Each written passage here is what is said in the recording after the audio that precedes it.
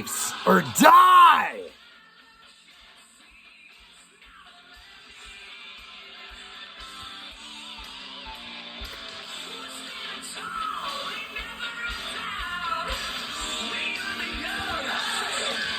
Final score from Arrowhead Stadium. Your Kansas City Chiefs, 27.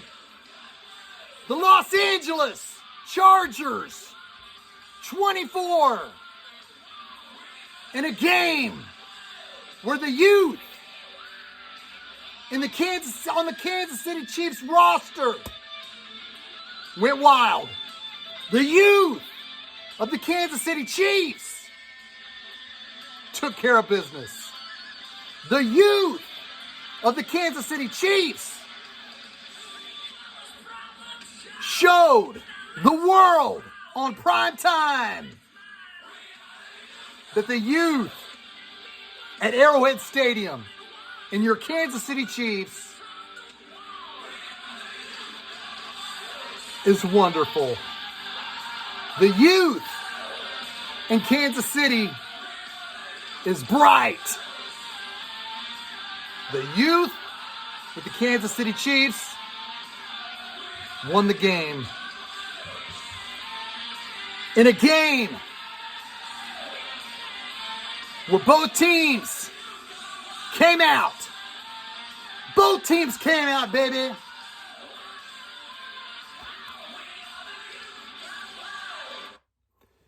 Both teams came out for first place. And the Los Angeles Chargers came out strong. But before we go any further, ladies and gentlemen, we got to do something that I did on my 2017 show, something that we did on my 2018 show, and something that we're going to bring back tonight. Those who were following me in 2015, 16, 17, and 18 will remember. After midnight, it's going to be Patrick Mahomes II. It's going to be his 27th birthday. And guess what? Guess whose birthday is going to be tomorrow? And they're going to be 24. The guy that won the game. Rookie. Cornerback. Out of Augusta, Georgia. Wendy's. Hamburger's own.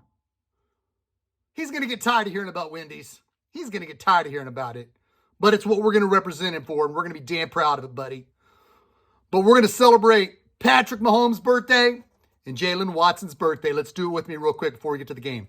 Happy birthday to Patrick. Happy birthday to Jaylen. Happy birthday to Patrick and Jaylen. Happy birthday to them both. Happy birthday, Patrick and Jaylen. I need to get a Jaylen Watson head eating a hamburger, and that'd be freaking sweet. But we're going to celebrate their birthday after midnight, September 17th. Now let's get to this game, baby. The Chargers came out, and they dominated early. They really dominated. They were more physical, and they were able to push the Chiefs around. Patrick Mahomes took a big sack, and before you know it, the Chargers were up 10-0. But Patrick Mahomes never wavered. Chiefs Kingdom was freaking out on Twitter, but Patrick Mahomes never wavered. He came down the field, hit McKinnon on the little out of the backfield at the goal line. It was 10-7. It stayed that way. You know, both teams were still kind of battling it out. The MVP for the Chiefs in the first half was Pete Townsend's nephew, Tommy. Tommy, can you hear me? Yeah, Pete Townsend, his uncle, wrote it. Tommy, can you hear me? Yeah, Tommy, can you hear me punt the football a lot in the first half? Well, the Chiefs were down 10-7 at halftime. And the Chargers came out. And Willie Gay was in the spot to make a tackle out of the backfield. I mean, Willie Gay was in the right spot because he didn't buy on a fake. He could have had Eckler for a 5-yard loss. He slipped off. Eckler went for 22. Before you know it, on 4th and inches at the 18, Chargers went for it. And then they're into 1st and goal, and the Chargers, or a beautiful fade pattern, I beg your pardon, it was 18 yards to Mike Williams, who's a Chiefs killer, made a great catch, and now it's 17-7. Now it's 17-7, you're thinking, man, we better do something. We've only had one scoring drive in the first half. Patrick Mahomes, what's he do? He sees the defense in a different look. And he gets fooled. He even talked about it after the game and postgame. He said he was fooled on that. And he threw it to Asante Samuel Jr. Asante Samuel Jr. put his hands up. He deflected it. He bobbled it. And he thought he caught it as he fell down. But after further review, it was an incompletion because he couldn't catch it. Asante Samuel Jr. couldn't catch it. You know what, Asante Samuel? Your dad, Asante Samuel, took a lot of money to play for Andy Reid in the late 2000s, back when Brett Veach was the ball boy. You can't be dropping the ball. I'm glad you did. But your dad's going to be saying to you, son, come on. Come on, son. Andy Reid gave me a lot of money to come play for him, and now you got a chance to put him away, and you can't catch the freaking ball? Get it together. So the drive continues. Then McCole Hardman gets hurt. He tried to come back and dropped a pass because he was still hurt. Then they put in Jaylen Watson. And then on 3rd and 10, Patrick Mahomes steps up and throws it. Just out of his, gets rid of it real quick. And he's going down the field, and it's one-on-one coverage with J.C. Jackson. J.C. Jackson. Watson goes deep. Jackson's right there in coverage. And then all of a sudden you look up, and what do you see? You see J.C. Jackson get right in front of Watson, but he doesn't get his hands up. He gets his hands up kind of just barely, and Watson takes it in.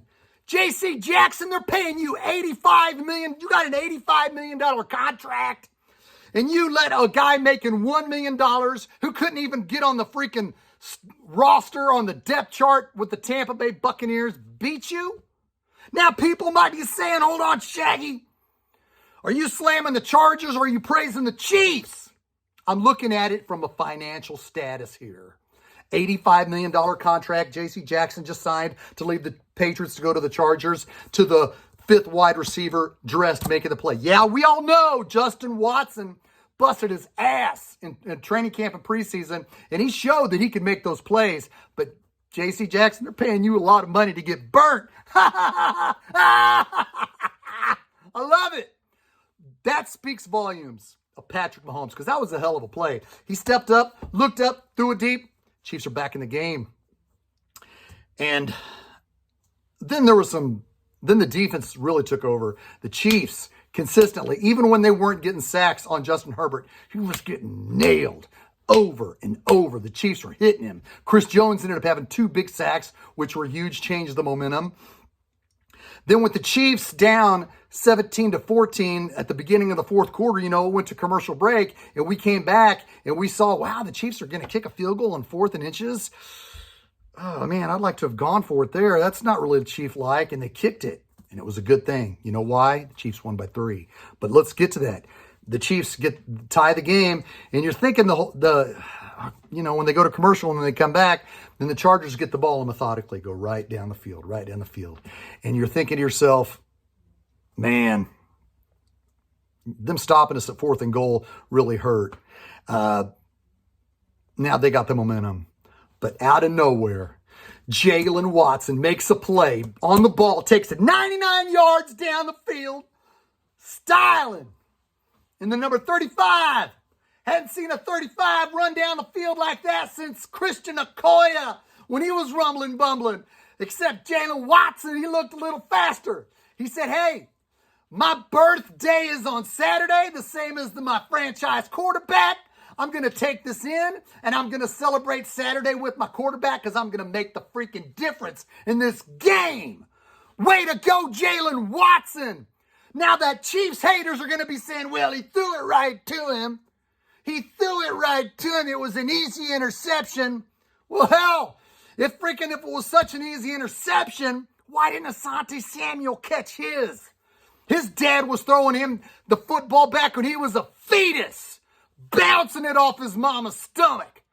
Asante Samuel was born and raised, brought into this world to be a defensive back. And he dropped the ball, and his name's Asante Samuel. Jaylen Watson bounced around to numerous schools. USC looked at him and said, you know what?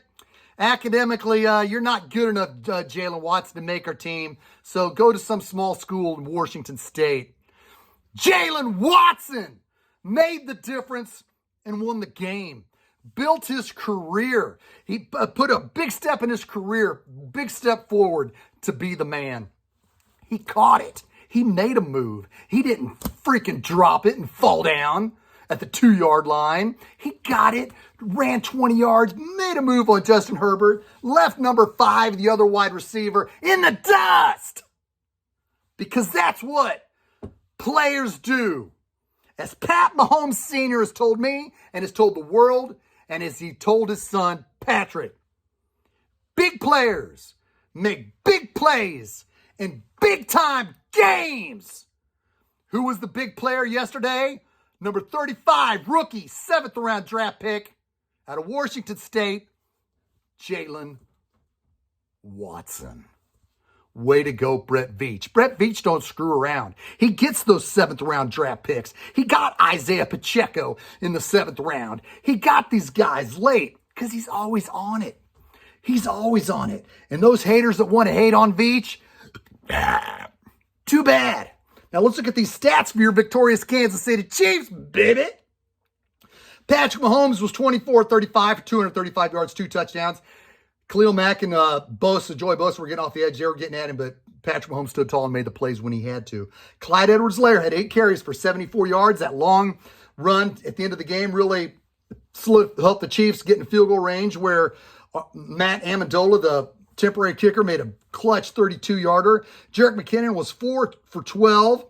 Had 4 carries for 12 yards. Isaiah Pacheco was 2 for 6. Burton was 1 for 6. I wish we would have went for Michael Burton on that 3rd and inches that we were stopped at our own 30. They tried Pacheco, and he was stopped short. Michael Burton's the freaking short yardage guy. Let's keep going with him, okay? Travis Kelce was 5 receptions for 51 yards. Chargers always seem to, I'll give the Chargers this, they always seem to put they usually do a good job of keeping Kelce out, except for last year in December. When he got the game winner, it made Derwin James so mad that he threw him down. Chargers fans are already making shirts and selling them on Twitter of Derwin James slamming Kelce. That's pretty freaking hilarious. Because you lost! You lost! You lost! We can make up shirts of freaking Jaylen Watson running down the field, but we don't. You know why? Because Jaylen Watson is going to do it again, buddy. Okay? Justin Watson was 2 receptions for 50 yards. McCole Hardman, Baby Cheetah, was 3 for 49. He got hurt, but we're not serious. I think he's fine. He was after the game in the locker room. He was doing all right. Marquise Valdez-Scantling was 2 for 13. Noah Gray was 2 for 12. Juju Smith-Schuster was 3 for 10.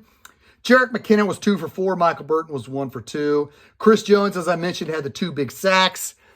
Man, you got to love it, guys. You got to love it. You got to love it because of the fact that it was a short week, and the Chiefs have a whole slew of new players that they're trying to mesh together. You know, and what Andy Reid said, and what Justin Reid said, and what there was another player that said it, but his name escapes me. What they said at the press conference that really stands out, 3 different Chiefs players, including Andy Reid, said, you know, when things were down, there was no finger pointing. There was nobody finger pointing. Gee, I wonder what he was hinting at there. Hear me out, guys. I love Tyrann Mathieu, and he led the Chiefs. He was a part of a world championship team, so I'm not going to slam him. But we knew every time that Daniel Sorensen was getting burned last year, and it was frustrating to watch Daniel Sorensen get burned, Tyrann Mathieu was holding his hands up, going, oh, man, oh, man, oh, man. That's why the Chiefs players and Andy Reid were going, nobody was finger pointing. We kept our chin up. We knew we were in a dogfight. Because I kept wondering, why do they keep saying, we weren't finger pointing? No, he couldn't say it last year. He couldn't say when things were down, well, we weren't finger pointing, because the media would be like, Tyrann Mathieu was finger pointing. But this team across the board is young and is hungry and will continue to make mistakes. They will continue to make mistakes because they're rookies. But you will also see players like Jaylen Watson, George Karlaftis, Leo Chenal. These guys are going to continue to grow and make plays. I know Karlaftis hasn't had a sack yet, but he was getting close. He's putting a lot of pressure. The Chiefs' defensive line not only beat up Herbert, the Chiefs' defensive line kicked the freaking Chargers' offensive line's ass. We got the right guard and their center out of the game in the second half. You know why? Because Chris Jones, the ambassador of Sack Nation, which is only in the regular season, and the rest of the defensive line was kicking the Chargers' ass. That's what it's all about. Now we can celebrate. This weekend, we don't have to get stressed out. We can celebrate.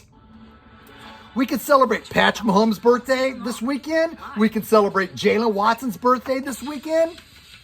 And we can chill because we got a mini bye. A mini bye.